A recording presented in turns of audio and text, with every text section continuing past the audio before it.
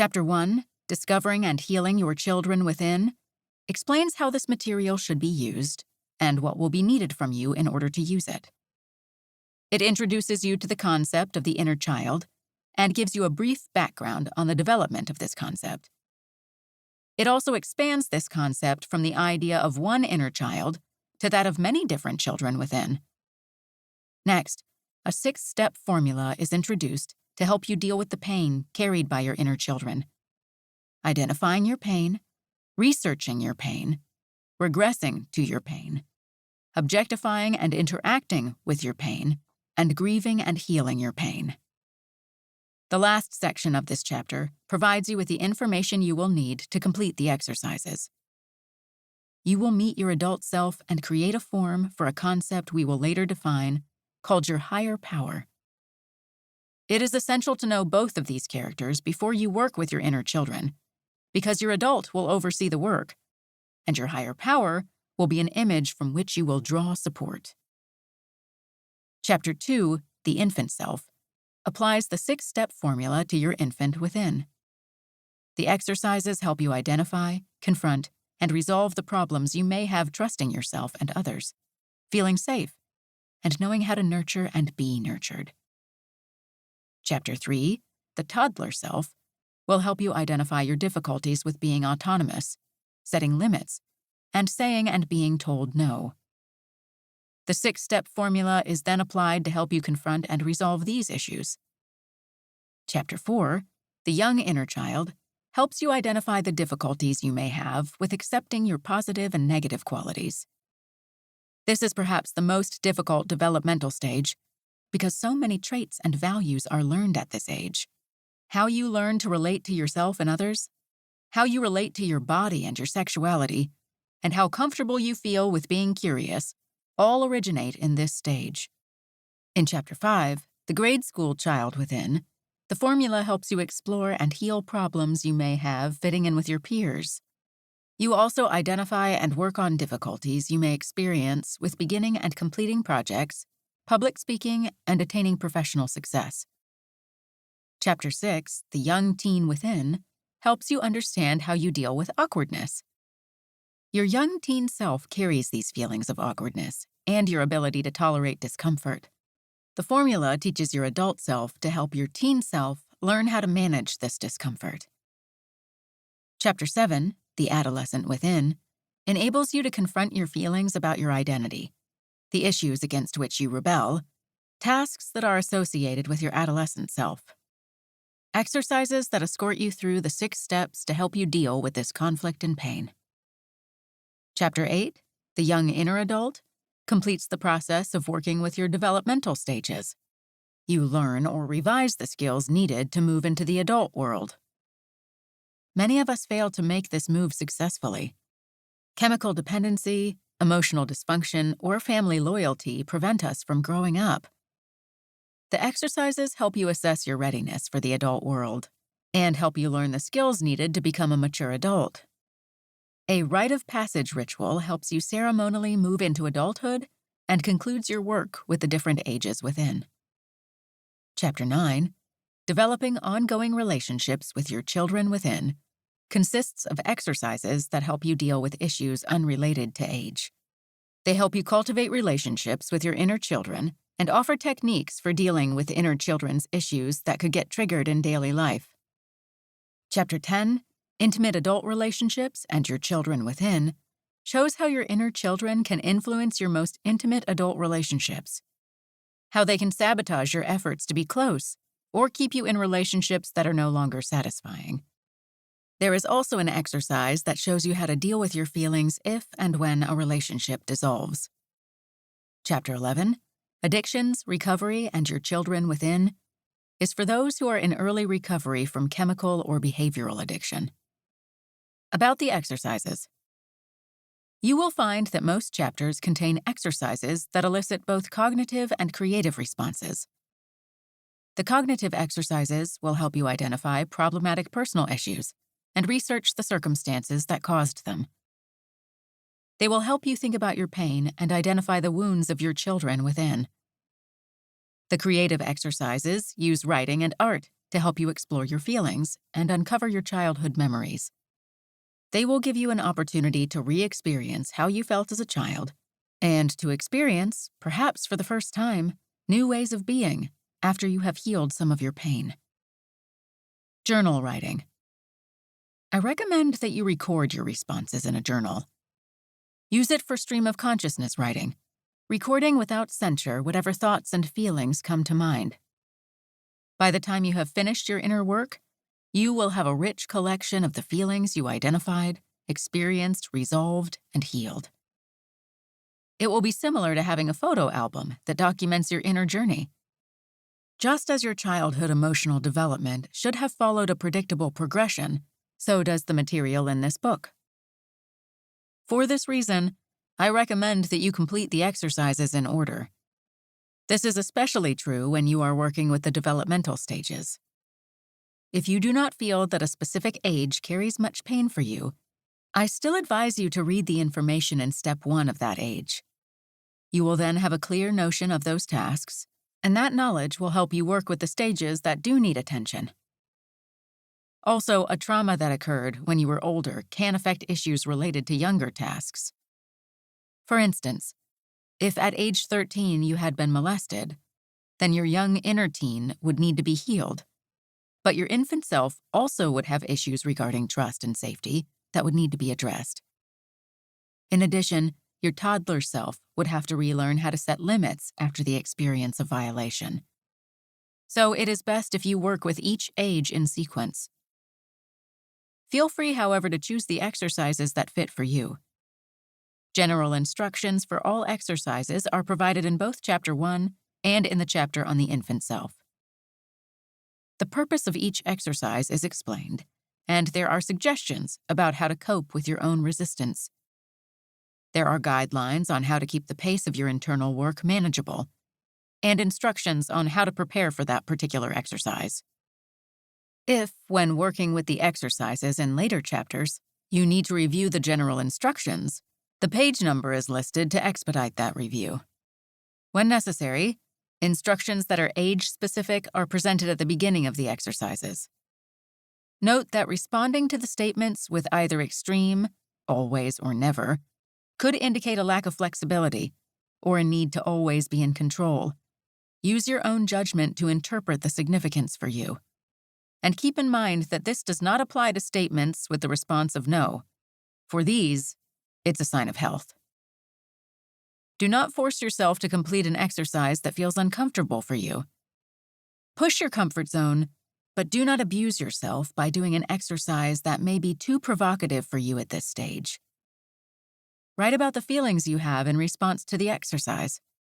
Then, if you choose, make a note to return to it and complete it later. The tools you need for healing. The tools for these exercises are guided imagery, verbal and written dialogue, mirror work, drawing or finding pictures that represent your pain and the characters within, and ceremony and ritual. The purpose is to elicit your early memories, to unblock your buried feelings and provide you with ways to heal. Guided imagery. Sometimes these are meditations that need to be pre-recorded or can be read aloud by a friend. In these, you listen to the entire meditation and then record your responses.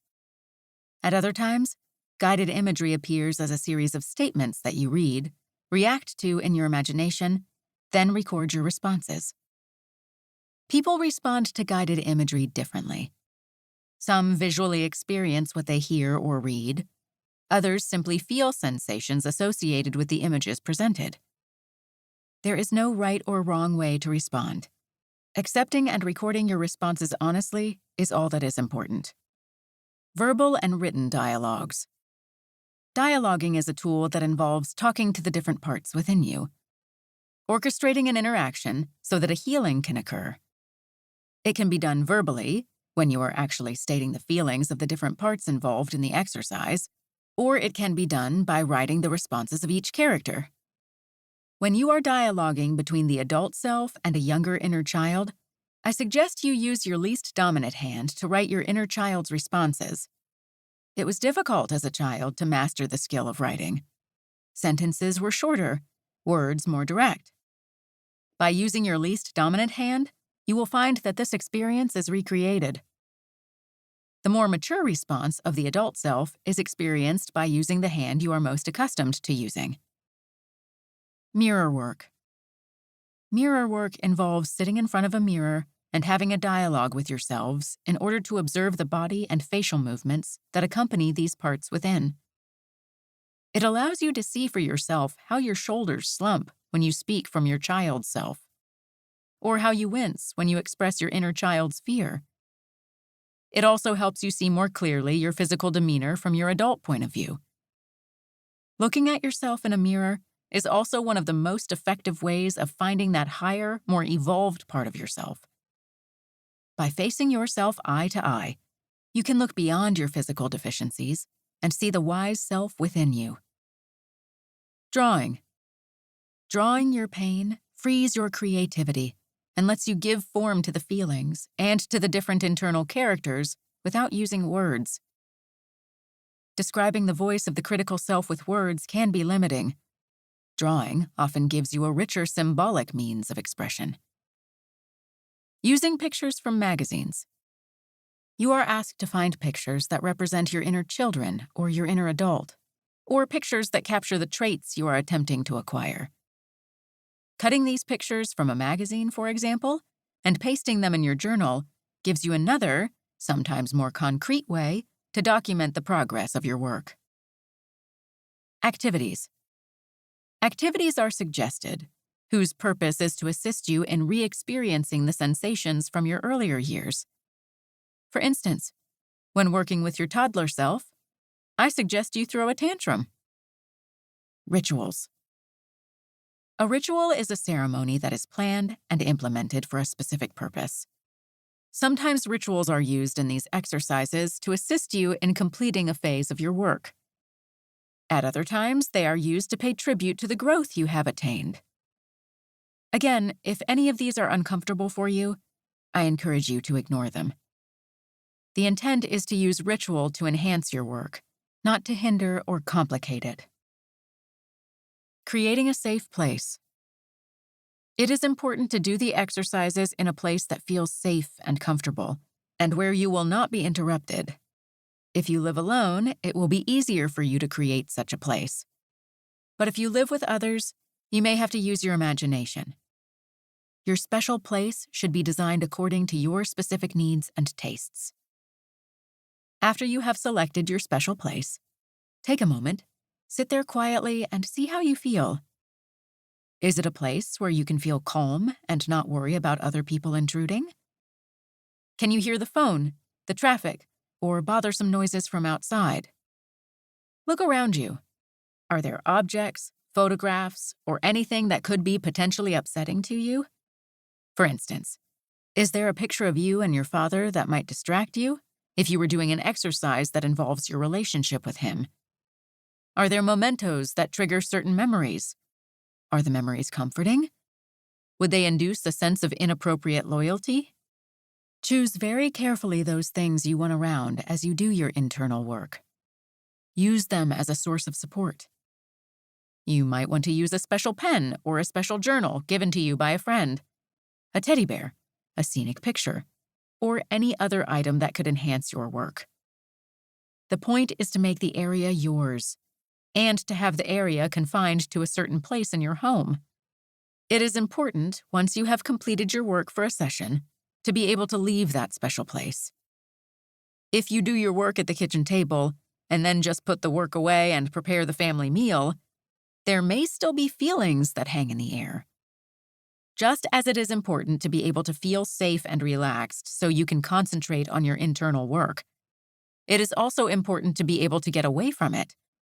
To have a boundary separating the time you spend re-experiencing your past and the time you spend living your current life.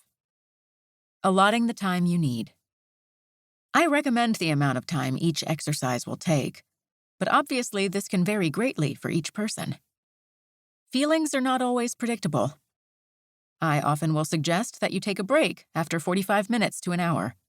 Walk around, get a drink of water, have a snack, and let your body take a rest. It is also good to take a 10 or 20-minute walk after you have finished working on the day's material. It helps you bring your focus back from the emotional realms to the physical. When focusing intently on our emotions, we tend to lose awareness of our bodies. So treat your body well during the exercises. As you are completing the exercises for each stage, keep a record of the stages that carry the most pain. Then go back later and do more in-depth work with these ages. I recommend that you work through the entire book at least once. It is not unreasonable to assume this could take between 12 and 18 months, though the length of time depends on your intensity and consistency. You may even want the support of a professional if you feel your wounds are very deep. The exercises are designed to be done repeatedly, and the book to be used as a lifetime resource. Personal change takes place in layers. You may have worked with a certain age and felt its problems resolved, only to have a life event trigger another level of pain related to those age-specific issues. You can always return to this book and the appropriate exercises. Your experience will be different each time because you will be coming to the exercises after having integrated your previous work. Use props to enhance your work. Throughout these exercises, I suggest that you burn sage, candles, or incense. The scents produce a calming effect. Burning sage is traditionally used in ceremonies to cleanse and purify a working area. A sage stick contains sacred plants tied in a bundle, which is lit and waved through the air. The smoke is said to absorb the air's negative energy. The Native Americans used sage sticks to carry their prayers to the spirit world. You can purchase many forms of incense at herb shops, health food stores, or New Age establishments.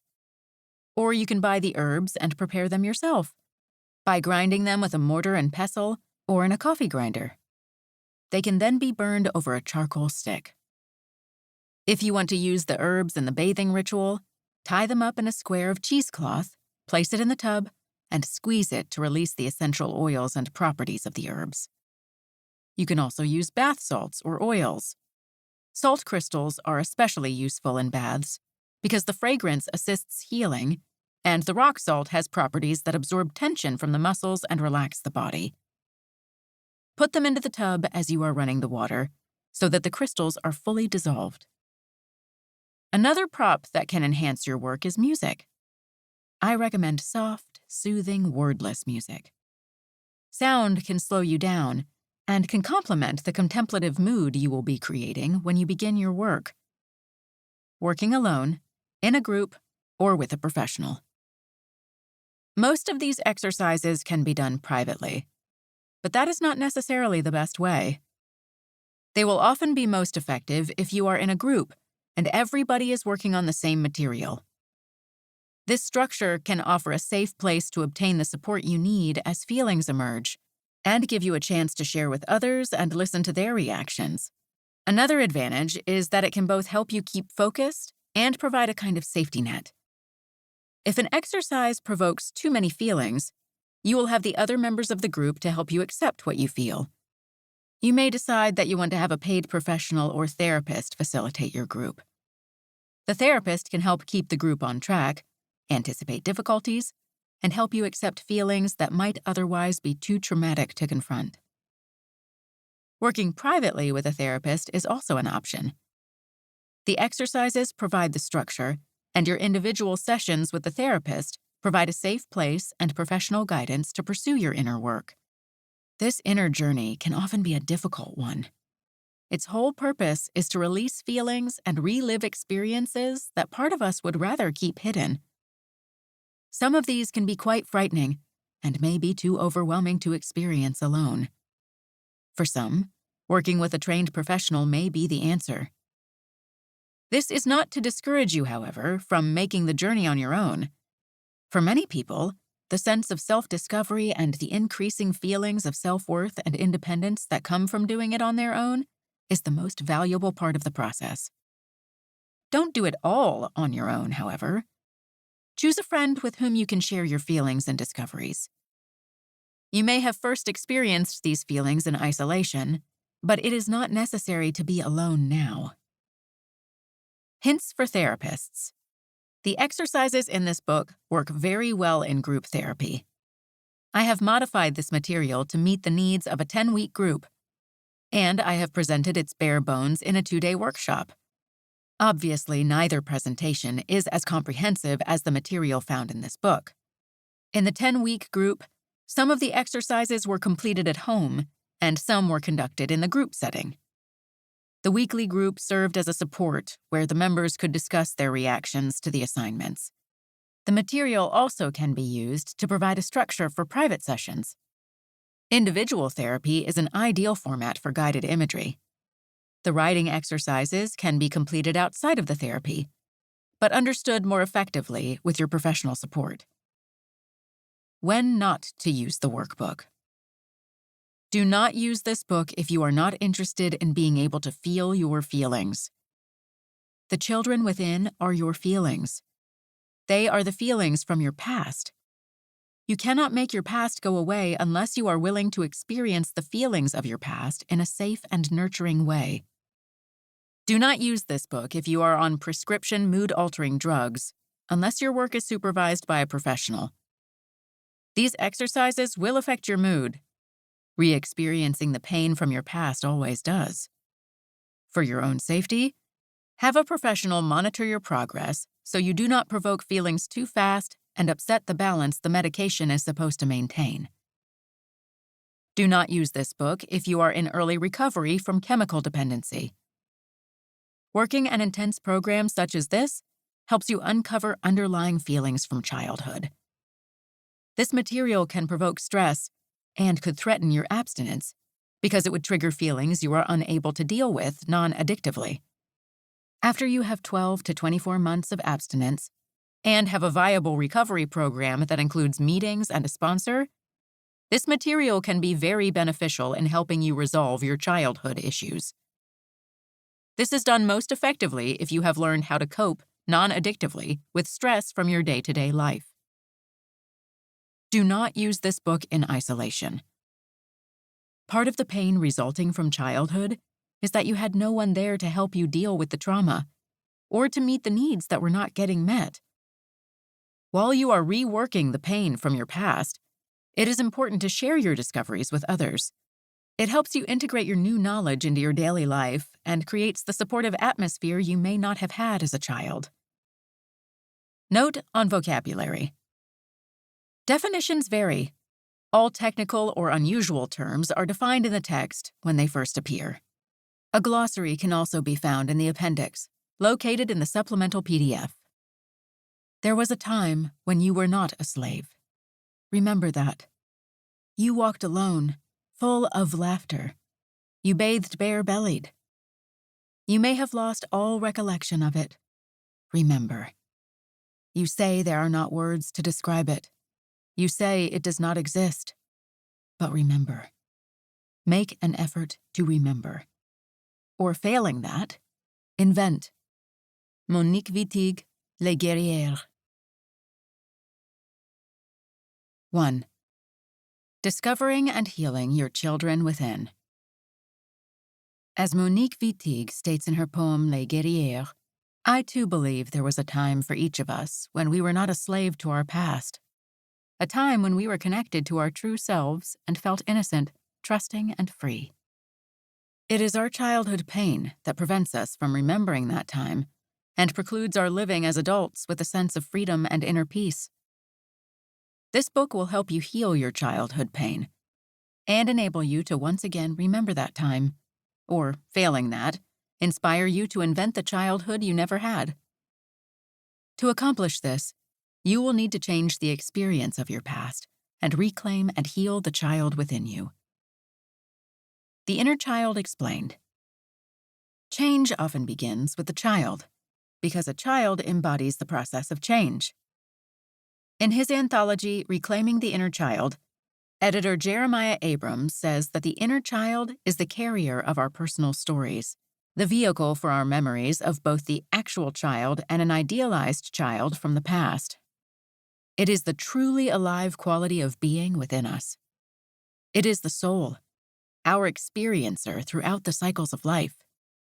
It is the sufferer, and it is the bearer of renewal through rebirth, appearing in our lives whenever we detach and open to change.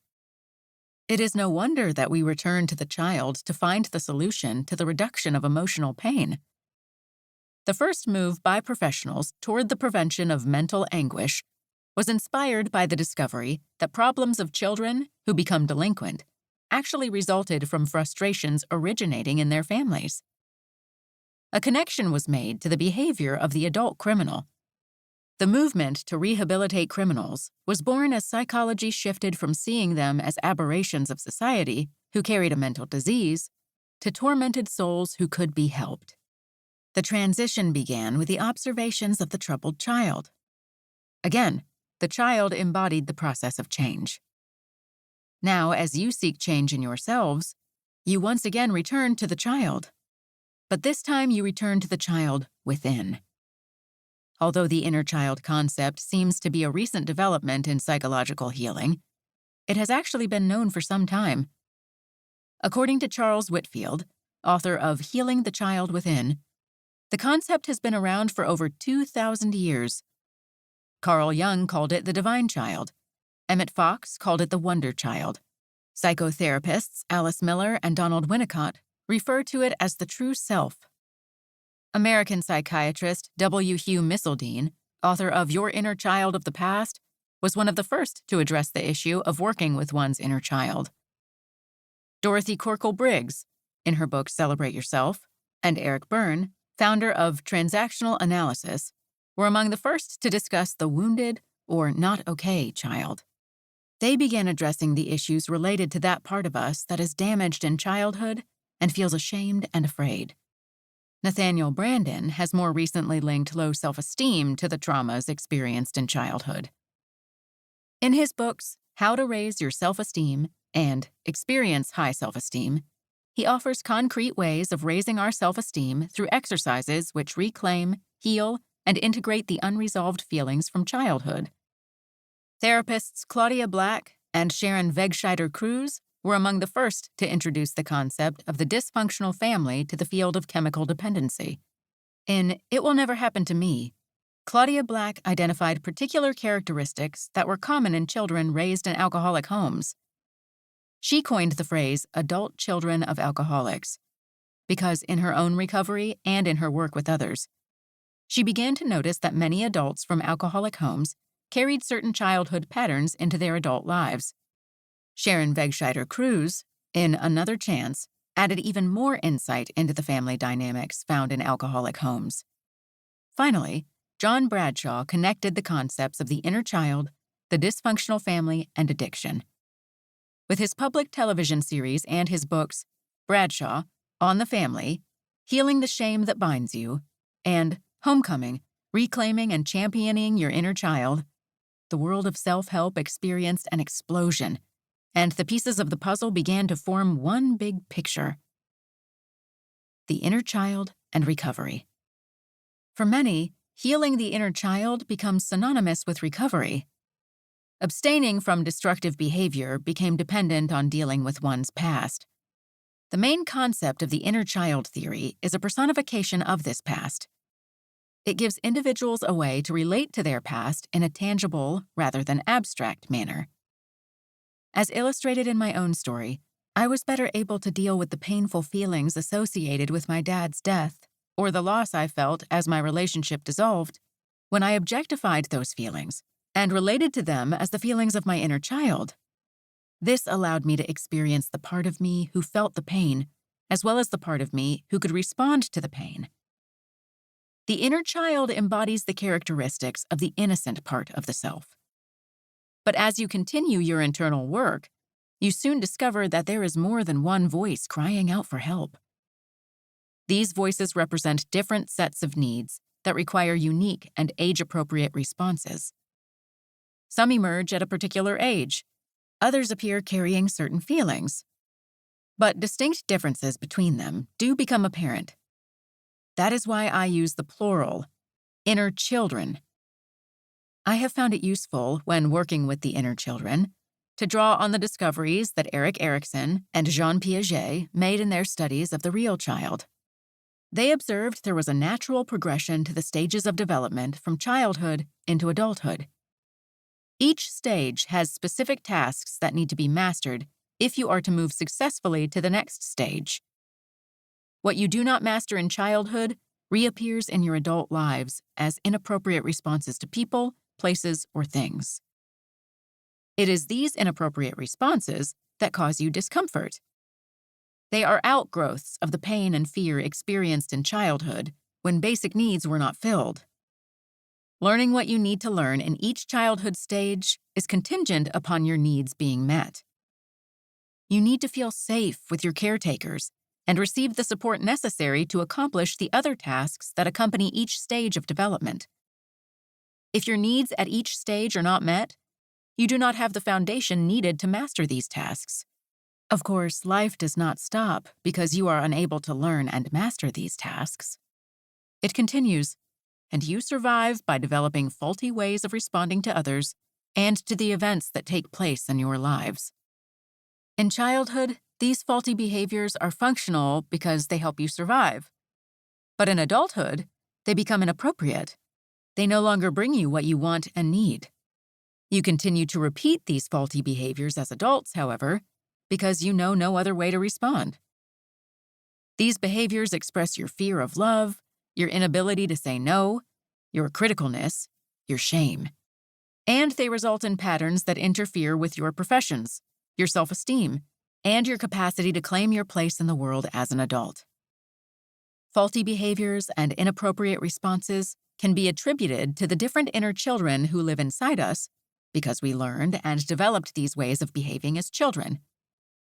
They are associated with certain emotional events that occurred at specific times in our lives.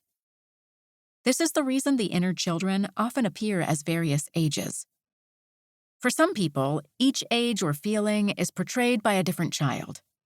For others, the same child appears at different ages, carrying different feelings. Your inner children may appear in daily life in several ways. Sometimes this is positive, such as the childlike joy you feel when you fly a kite, or the excitement you experience at a ball game. They also can be responsible for the times you feel angry, alone, or confused.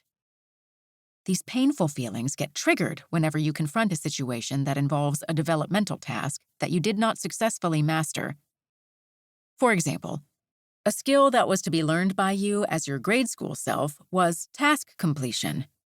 Between the ages of 6 and 12, you are given the task of completing homework assignments and school projects.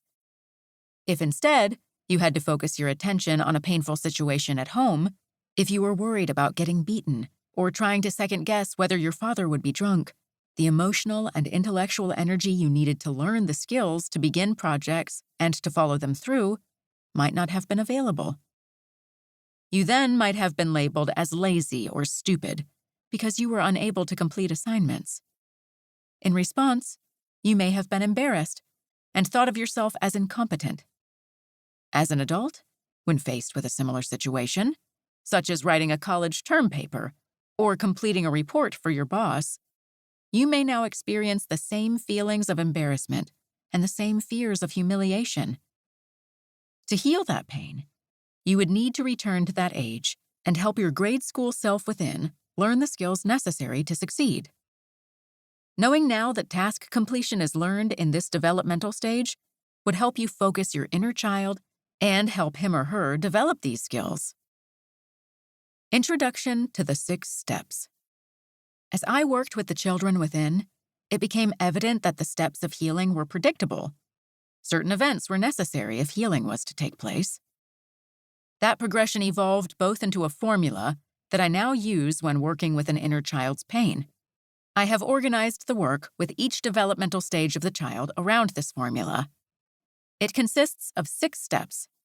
Step 1 introduces you to the tasks that needed to be mastered at each developmental stage and helps you identify the pain that resulted if you were unable to complete these tasks. Step 2 helps you research childhood events and attitudes that influenced your development at each stage. Step 3 helps you re-experience the feelings and sensations of that time. Step 4 helps you objectify those feelings and see them as separate from your adult self. Step 5 helps your inner child grieve. Step 6 completes the healing process with a ceremony to emotionally, physically, and spiritually heal each of your children within. The steps of the formula were inspired by many therapeutic models. Step 1 was inspired by traditional psychoanalytical principles, which help you identify childhood pain and help make the subconscious material conscious. Step 2 was inspired by family systems therapists Virginia Setter and Jay Haley, who emphasized the need to understand the context of destructive patterns in our family backgrounds. Step 3 embraces the principles first introduced by Gestalt therapist Fritz Perls, who professed that if we wished to heal our pain, we must first be willing to experience that pain. Step 4 was influenced by Eric Berne, who introduced the concept of multiple selves in his transactional analysis approach to healing. He suggested the benefits of interacting with the different ego states existing within each individual. Techniques devised by David Quigley in his alchemical hypnotherapy approach to working with the children within were also illuminating. Step 5 was inspired by Elizabeth Kubler-Ross and Alice Miller, who emphasized the need to grieve for that which is lost. Alice Miller has stated, "There was something you once needed in childhood that you did not get. You will never get it, and the proper response is grief." To heal, one must acknowledge what was not there and then release the self from wanting it any longer. Step 6, the final ceremony of healing, is inspired by the recognition, as pointed out by mythologist Joseph Campbell, that we need to ritualize change to make it tangible.